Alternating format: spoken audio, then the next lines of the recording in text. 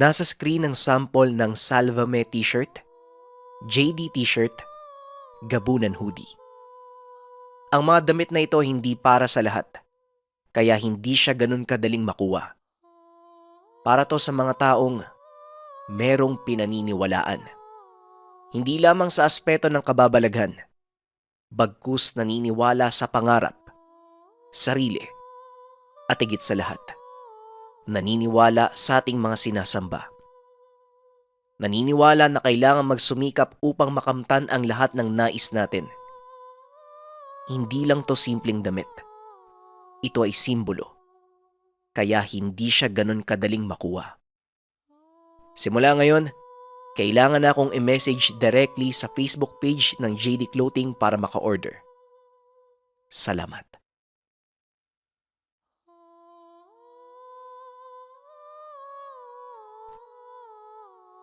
Ang kwentong ito ay hango sa totoong buhay. Mula ito sa isa nating kabayan na itago na lang natin sa pangalang Lorna. Walang eksaktong taon. Iloilo. Si Lorna ay bunso sa 7 magkakapatid. Mahiyain at hindi palakibo. Madalas nakikita lang sa gilid ng hagdan. Hawak ang suklay. Inaayos ang mahaba at maalong buhok. Nang mga panong ito, ang makatapos ng elementarya ay isa ng karangalan para sa pamilya. Hindi na pinupursige na mag-aral ang kababaihan dahil sa sinasabi ng lipunan na para lamang sila sa tahanan. Anak Lorna, sigurado ka ba sa naging pasya mo? Kung alanganin ka, nandito lang kami. Magsabi ka lang anak. Wika ni Mamang Sitya. Amang, sa ilang buwan po, nakita ko na mabuting tao si Rodrigo. Pinaparamdam po niya yung pagmamahal niya saka inaalagaan niya po ako. Sigurado kong mabuti yung hangarin niya sa akin, Mang. Tugon ni Lorna. Nga pala, may regalo ako sa'yo. Sana maging maayos ang lahat. Ingatan mo ang sarili mo, bunso ah. Wika ni Junior sabay yakap sa kapatid. Batid ni Lorna na seryoso ito ng mga oras na yun. Idadaos ang kasal sa simbahan ng Romano. Lahat ay naging abala ng mga araw na ito. Masaya ang bawat panig at batid ng lahat na wala namang magiging problema. Araw ng itinakdang pag-iisang dibdib ni Lorna at Rodrigo. Nasa simbahan na ang lahat at iniintay ang ikakasal. Palabas ng sasakyang pangkasalang dalaga. Maraming tao dahil halos buong baryo ng magkabilang panig ay imbitado. Hawak si Lorna ng ama't ina papasok ng simbahan. Nag-aabang na ang mapapangasawa at mga kapatid sa altar. Habang naglalakad papasok, may kung anong dahilan na nagsanhi ng pagkatisod ng dalaga. Napalingon ito at sumigaw sa gulat nang makitang may nakaapak sa trahe na isang babae. Anak, anong problema? Masama ba ang pakiramdam mo? Wika ni Mamang Sitya. Mang, may umapak po sa trahe ko Napansin niyo po ba yung babae sa likod natin? Tugon ni Lorna. Tinitigan ito ng ina. Nakitang nakasayad ang trahe ng anak. Oo nga, nakita ko. Baka disgrasya lang. Sobrang haba naman kasi ng trahe mo, anak. Pero bakit parang takot na takot yung mukha mo? Tiyahin mo yung nasa likod. Si Tia Paray mo. Wika ng ina. Dumiretso na si Lorna sa altar. Inabot na ng ama ang kamay ng anak sa mapapangasawa. Nang malapit na sa mismong altar, muli na naman siyang natisod. Sa pagkakataong ito nalaglag ang belo ni Lorna. Hindi na siya lumingon pa. Iniisip na baka hindi lang maayos ang pagkakahawak at pag-alalay ng tiyahin sa kabaan ng trahe.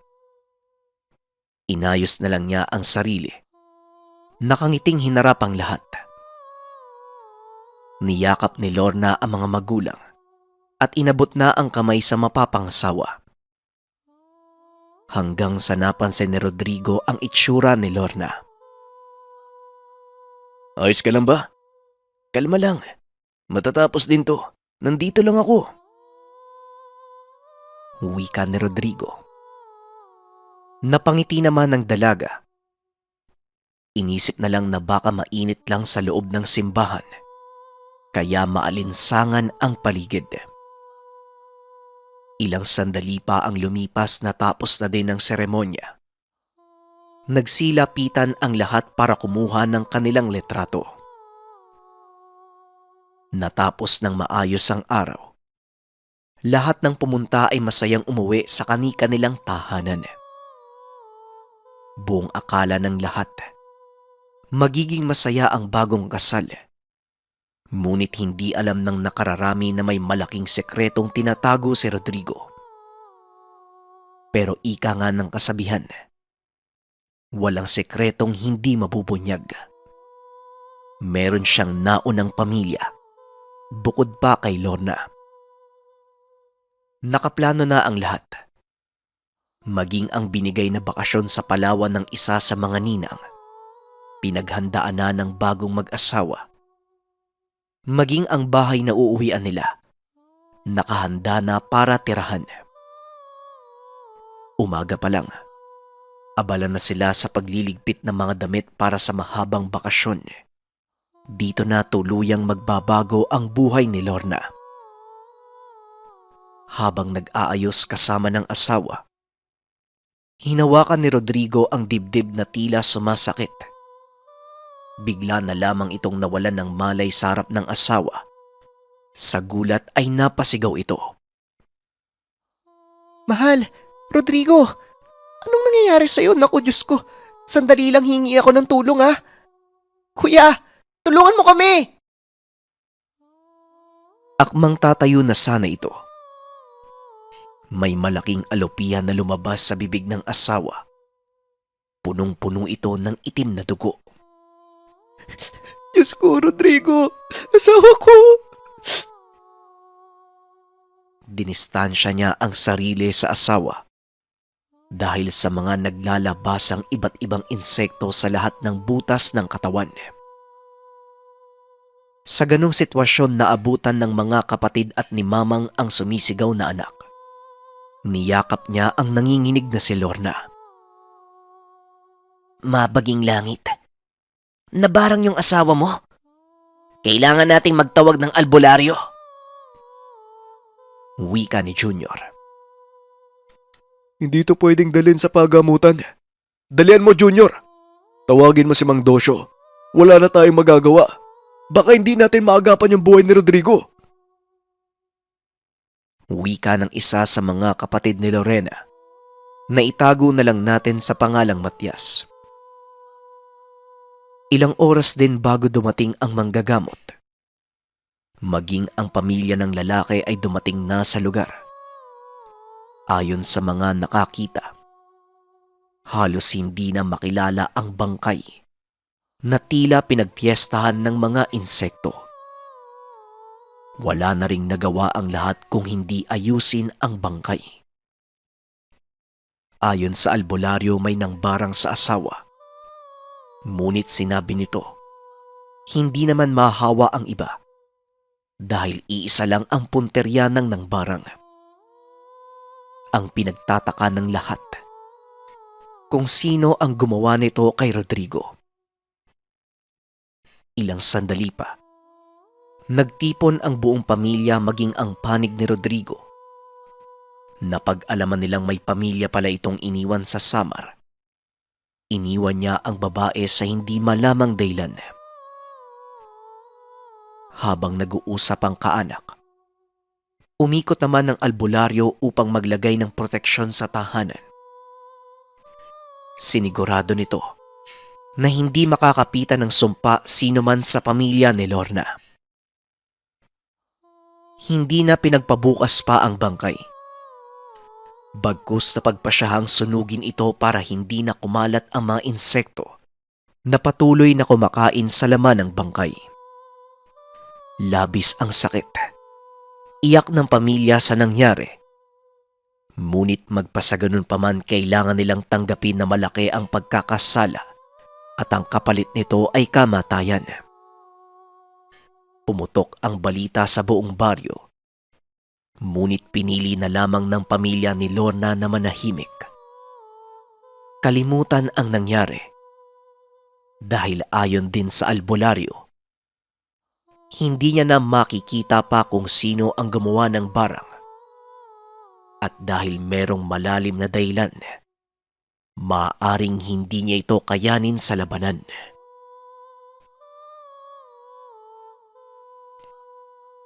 Ang kwentong ito ay hango sa totoong buhay. Mula ito sa isa nating kabayan. Naitago na lang natin sa pangalang Karpon. Walang eksaktong taon. Iloilo. Tahimik at seryosong bata si Karpon. Hindi masyadong nakikihalubilo sa mga tao. Mula nang tinamaan ng kung anong sakit ang mga kapatid. Simula nang sunod-sunod na namatay ang mga ate't kuya, tila lumiit na ang mundo ng bata. Dagdag pa ang pag-iigpit ng ama sa mga bagay na kinahihiligan. Sa 7 magkakapatid, 2 na lang sila ng bunso ang natira. Noy, Karpon! Tara, mamangka tayo! Tumayo ka na dyan at ililibot kita sa buong isla ng Panay. Este ng ilog. Punta tayo sa Karaay. Wika ng tiyuhin na itago na lang natin sa pangalang Jerry. Ang Karaay ay isang maliit na isla sa kanila na pwedeng puntahan gamit ang bangka. Tiyo, baka pagalitan na naman po ako ni Papa eh. Alam mo namang ayaw nilang palabasin kami ng bahay. Wag na lang po. Dito na lang po ako. Tugon ni Karpon. Akong bahala sa papa mo. At saka, ngumiti ka nga. Parang mas matanda ka pa sa akin kapag ganyan ka eh. Alalahanin mo, 14 ka pa lang. Kaya sige na, tumayo ka na dyan. Aalis na tayo. Kinausap ng tiyuhin ang kapatid. Nagalit pa at nag-aalala sa kung anong pwedeng mangyari paglabas ng anak. Pero nangako si Jerry na aalagaan ang pamangkin at iingatan.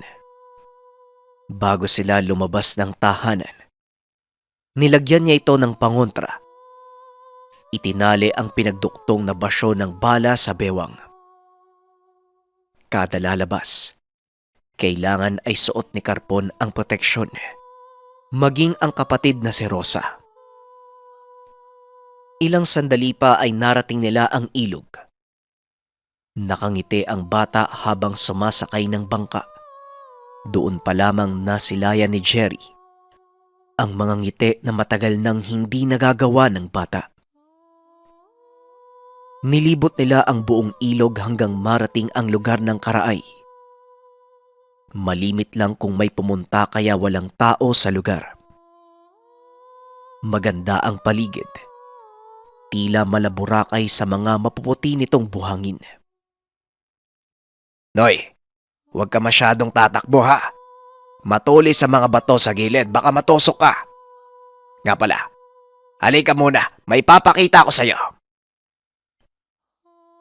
Wika ni Tio Jerry. Ano po yan, Tiyo?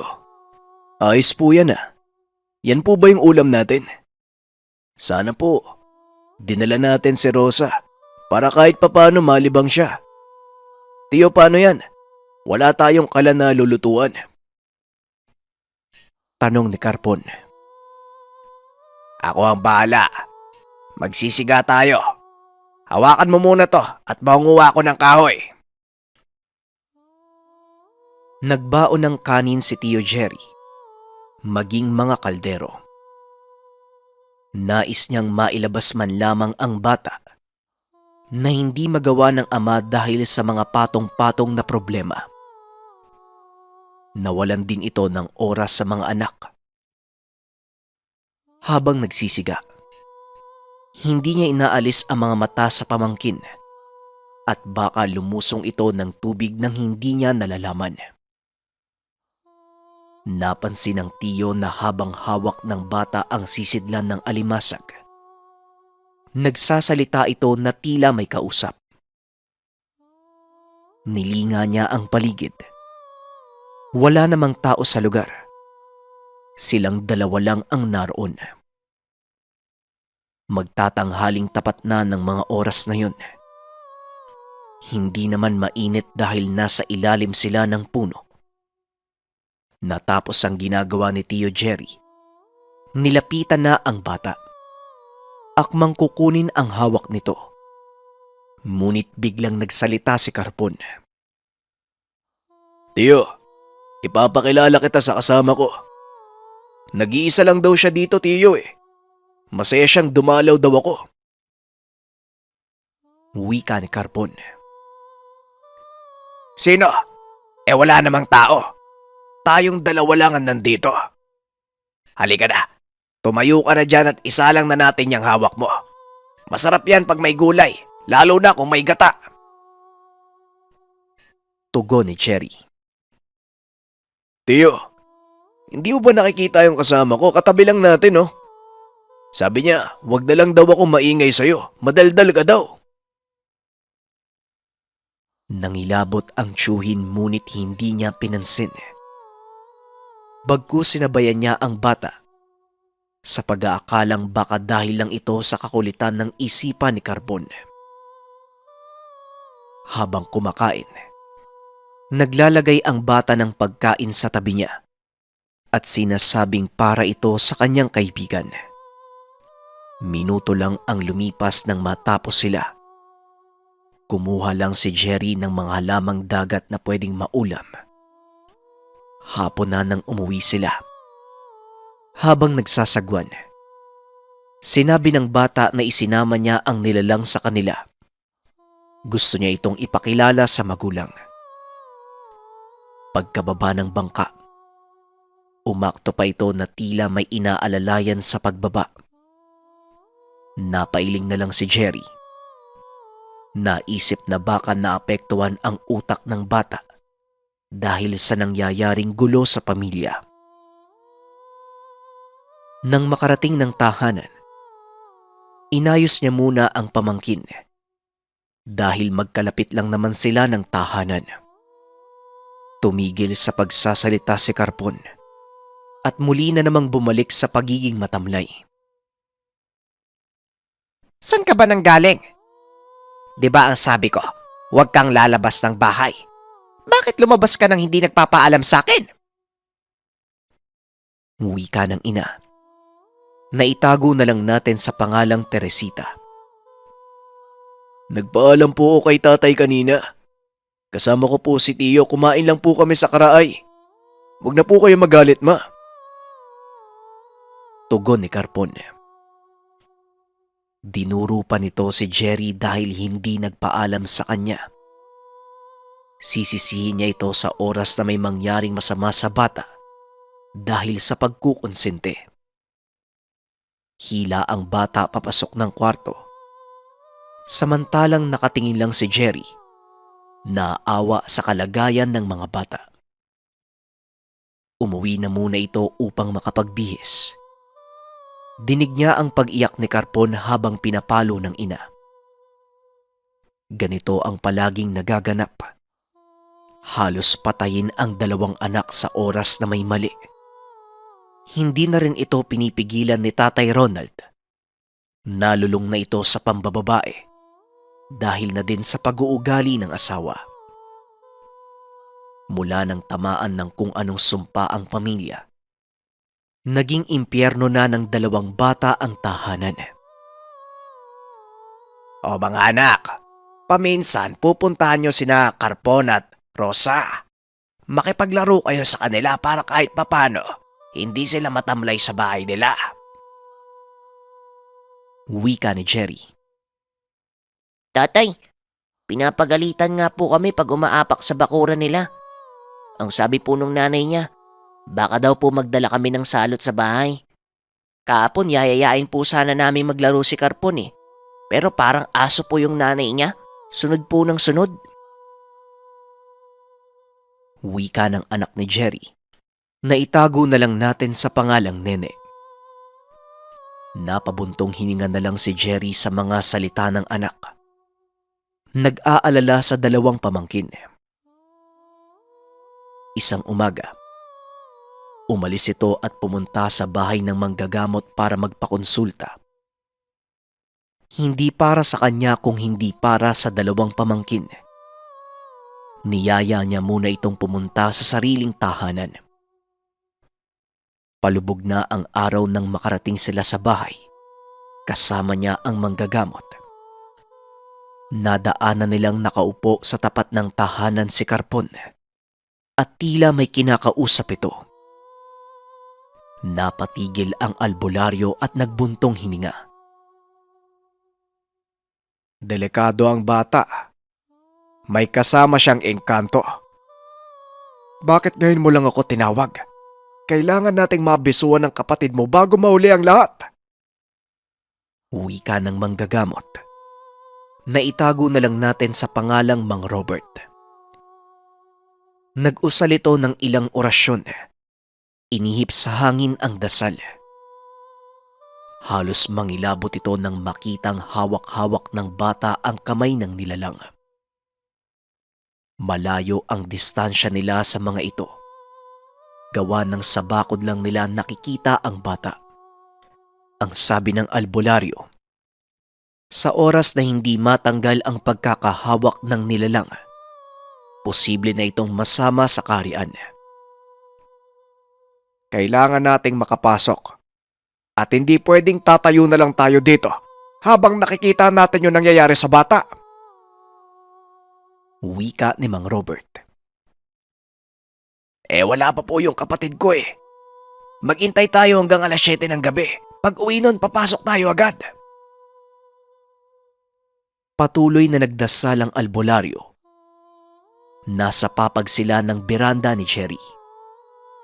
Nakikita nila sa hindi kalayuan ang sitwasyon ng bata. Habang nagdadasal ang albularyo, may narinig itong tinig na dumuyan sa kanya. Ilang sandali lang ay nakatulog ito. Habang si Jerry ay nasa kusina kasama ang asawa na naghahanda ng pagkain. Tay, yung kasama niyo po natutulog dun sa labas. Gigisingin ko po ba? Ano? Nakatulog? Paanong nakatulog yon? Dali-dali itong lumabas at nakitang humihilik pa ito sa upuan. Ginising niya ito upang makalipat ng tutulugan o makapaghapunan man lang.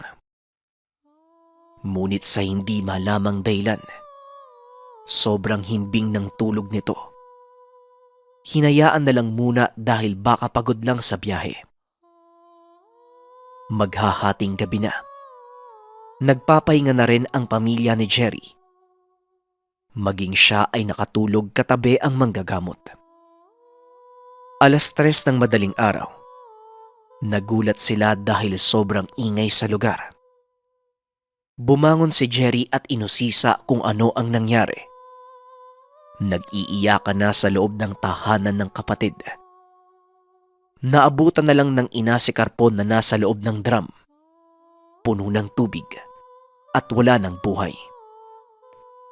Halos suntukin ni Jerry ang ina nito nang makita ang kalunos-lunos na sinapit ng bata. Ngunit imbis na ina ang saktan, binaling niya ang galit sa kapatid na nooy lasing na galing pa sa kung saang lugar. Anong klase kang ama? Ikaw nanay ka, di ba?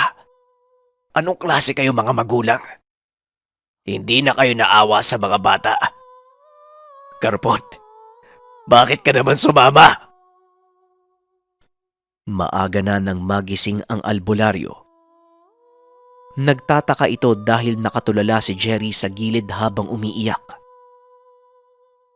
Hindi na nila nailigtas ang bata. Niyakap ito ng albularyo at humingi ng tawad. Wala man lang silang nagawa upang maisalba at mailigtas ang bata.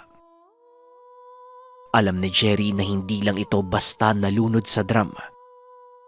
Siguradong merong ginawa ang nilalang upang mamatay ito at sumama sa kanilang karian.